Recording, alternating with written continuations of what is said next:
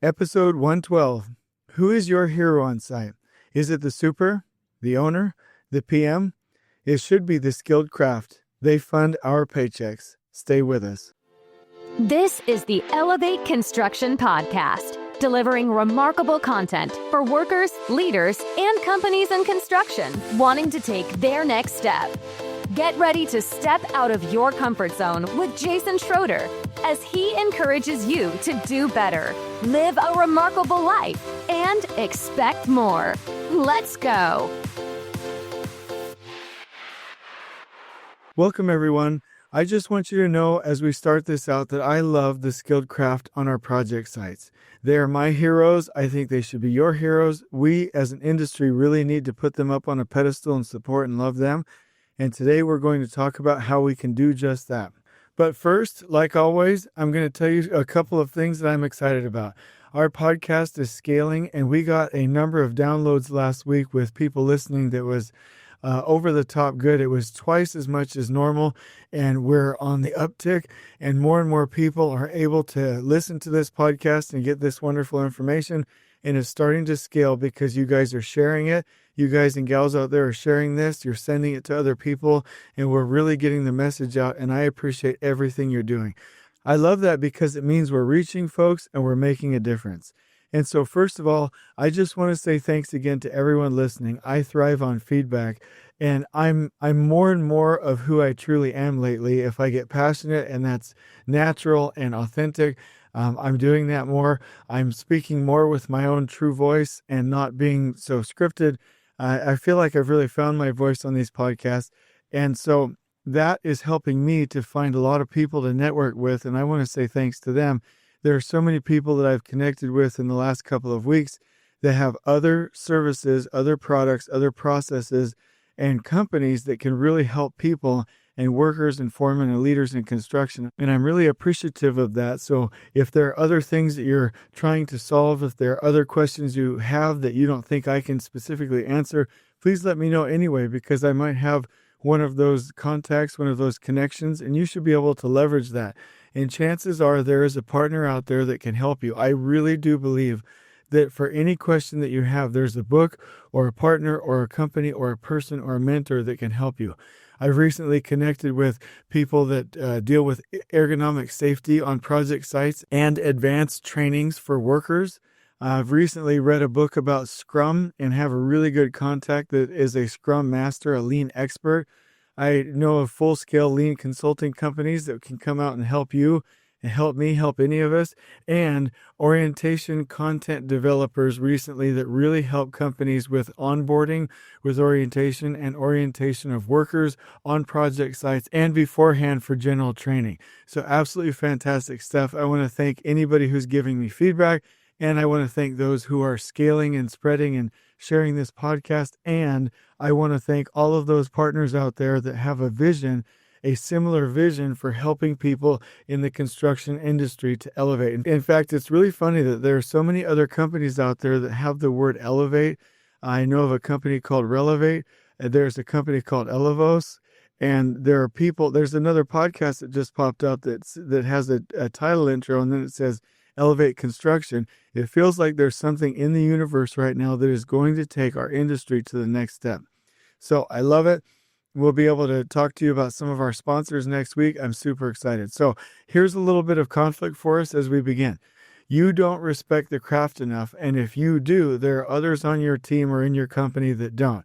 Our industry doesn't respect the craft either, and that needs to change. And you and I, it's our job to change that. And so if that seems a little bit forward, I'm doing that specifically so that we can take a long, hard look about how we're running our project sites and see if we can do better. That's the purpose of everything we're doing, to do better. So here's a quick little story for you. On the research laboratory, as we were starting in the basement, there was a time when we were starting our spread footings in the basement, and the inspectors were out there watching us. They wanted to see how we dealt with things. They wanted to see what the concrete looked like. It was the first time that our crews really had to perform, and so we were really being watched. And our crews got out there, they got started. Everything was looking like it was going okay, but 2 of the people had to be dispatched to another location, and the concrete came out, and the mix was just a little bit funny. It wasn't enough to turn the trucks back, but it was really the aggregate was starting to separate from the sand and the cement and all of the other components of the mix, and it was really a difficult situation. So we started to place these spread footings, and we've got the pump out there, and then the mix started to separate. It turns out the mix ended up being okay, but they were really struggling with consolidation. And so one of the other assistant superintendents and I went out there and started to help vibrate.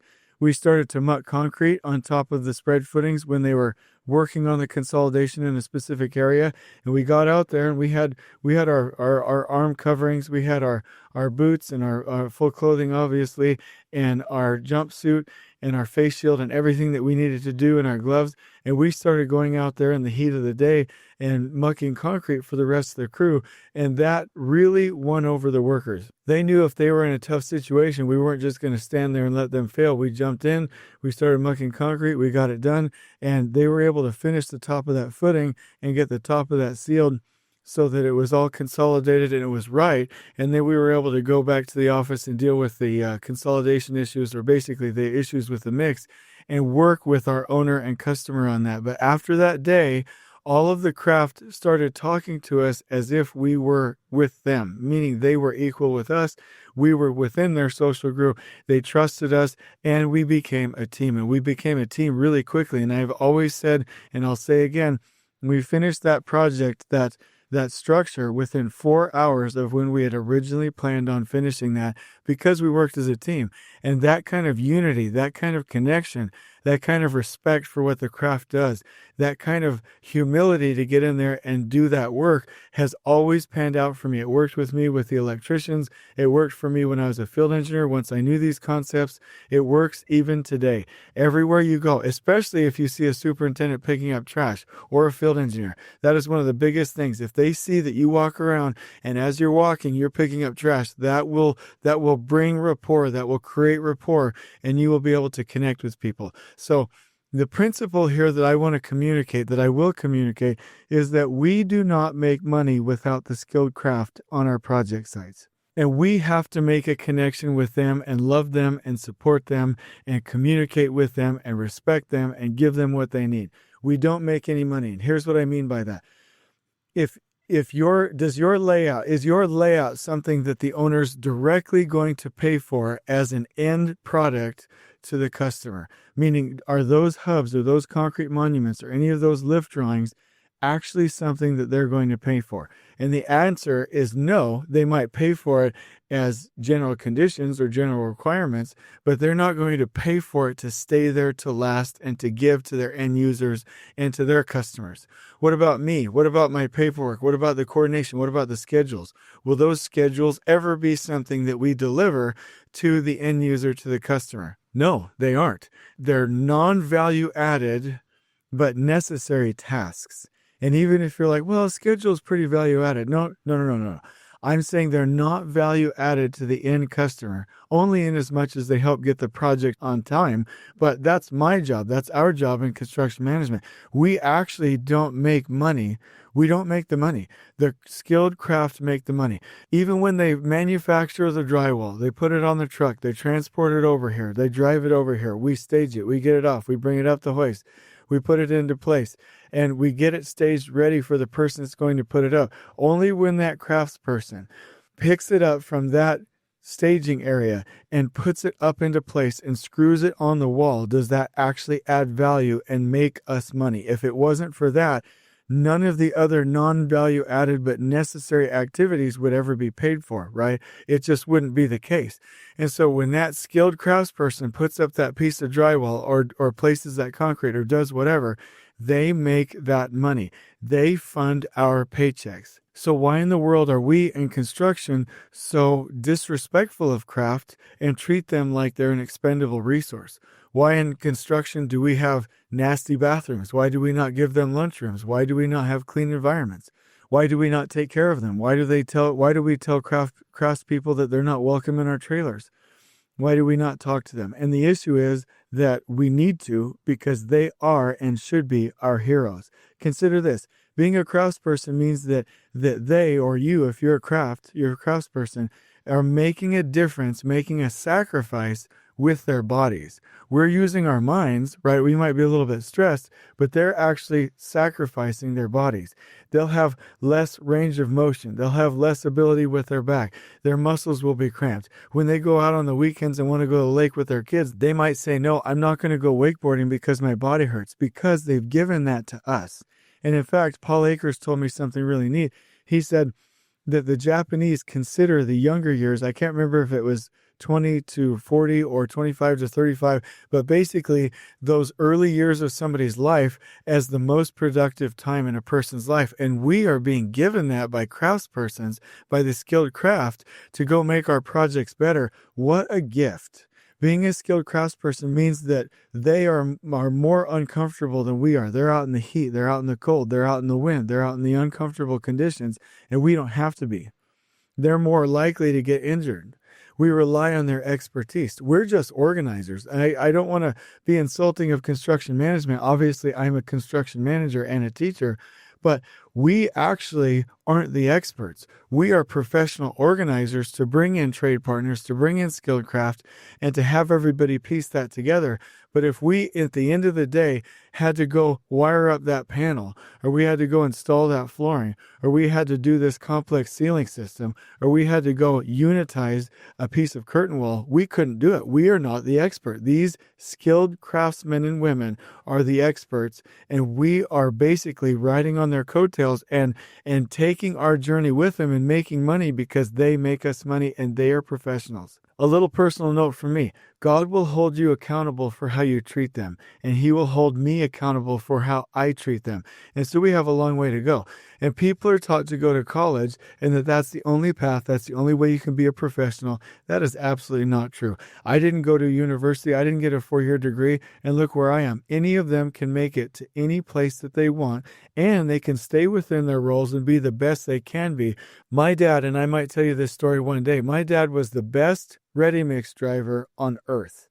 Trucks the cleanest, always an A driver, always called to teach the other drivers, always on time. He was the fastest, the best, the most skilled, could get into any place, never had any major accidents. He was the absolute best. Now, would somebody say, well, he was just a truck driver? Well, I hope not, because our nation is built on truck drivers, and we need them, and they're fantastic people, and I couldn't do it, and he was the best. And he was the best in that position. And so when we see craft, when we see workers, when we see foremen, and they're fantastic and they're going to stay in their role, that is great because they are going to be the best that they absolutely can be if they decide to do so and if they get the support from us. And so we really have to make sure that our mindsets are turned in a direction where we respect the craft the most. And if field engineers ever go out on site and they have this cocky, I'm above everybody, I'm management kind of an attitude, and they don't connect with the craft, they are going to get in trouble. And that's going to show up in their leadership, your leadership, throughout the rest of your life.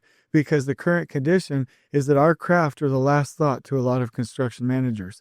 And our systems are structured around the office, not the field. In fact, I just had a recent experience where I was organizing the team structure based around field systems and field communication systems.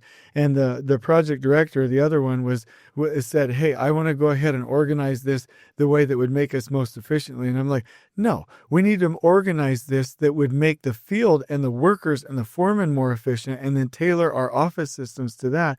We don't start with our selfish desires first, right? And so we need to make sure that in construction, we are connecting and loving and supporting and teaching and respecting our craft. So here's a challenge for you as a field engineer. Go eat lunch with them. And in the future, when you're a superintendent, build nice, beautiful lunchrooms for them, or whether you're a superintendent or a PM. Step number 2, use their restrooms. And in the future, make sure that you have restrooms that you and the project management team use together that are remarkable and beautiful. I have YouTube videos on that. Please check them out. Number 3, set up communication systems around them. And in the future, when you're organizing your office, don't organize your office around how you want it. Organize it around the functional teams, the functional groups, the clusters, and the field systems and the huddle systems that will make it for better communication for our people in the field. Number 4, make sure that our skilled craft have good parking experiences. Make sure that they have a way to come park on the project, keep their stuff staged and stored, and that they can go enter a remarkable environment. Go ask them, a worker or a foreman, for advice every day. Just put that on your leader standard work on your Outlook calendar and go do that every day. You will make more traction and build more connection than a person that doesn't do that. Number 6, go to work with them and do something to serve them. If there's some trash that needs to be picked up, go help pick it up. If there's some sweeping that needs to be done, jump in and help them. If there's an area that needs to be organized, organize the area every now and then for them. Go do those wonderful things. Connect with them.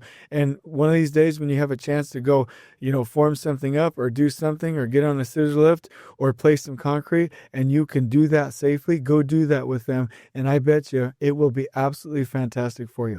I believe in some of the aspects of the Japanese culture, and one of them that I love is this concept of absolute and fanatical customer service, where in Japan, they'll hold a little plate to receive your credit card, and they'll wipe it down and give it back to you. Or when they serve you food, they'll watch you eat it and make sure your experience, watch you from afar, not in a creepy way, but watch you eat it, make sure the experience is perfect and beautiful and wonderful.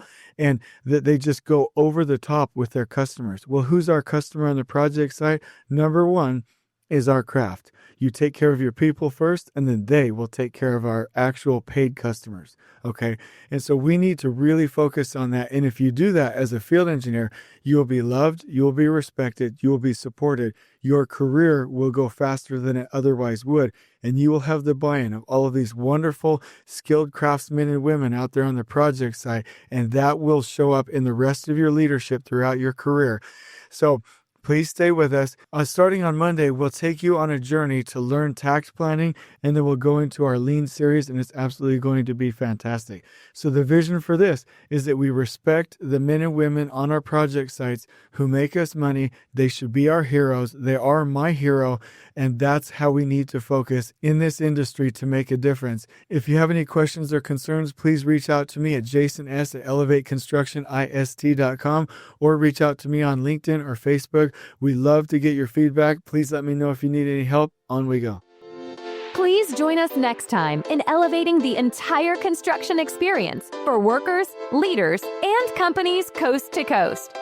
If you're enjoying the show, please feel free to share with your construction colleagues and help us spread the word by rating, subscribing, and leaving a review on your preferred podcast listening platform. We really appreciate it. We'll catch you next time on the Elevate Construction Podcast.